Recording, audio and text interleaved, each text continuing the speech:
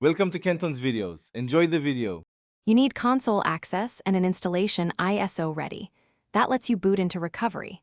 First, attach the ISO or USB and restart the server, then interrupt normal boot to enter the BIOS or boot menu so you can boot from media. Once done, choose Repair Your Computer, not Install, because you will access command prompt to reset the administrator password. Make sure to note the system drive letter. It can change under recovery, and that affects later file operations.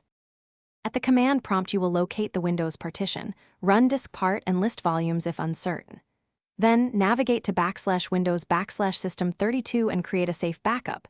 Rename utilman, exe to utilman, exe, back and copy cmd, exe to utilman, exe. This swap lets you invoke a system shell from the login screen.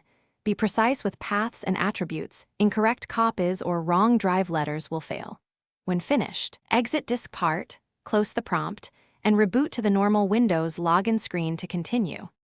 Back at the login screen, press the Ease of Access button. You will get a system-level command prompt. Use NetUser Administrator followed by the new password to set a secure password or create a temporary admin and sign in. Once you can access the server, immediately restore utilman. Exe from utilman. Exe. Back using an elevated prompt and reboot.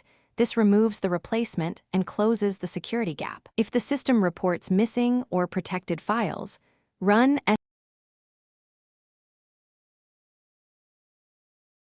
Thanks for watching. Consider subscribing if we helped you.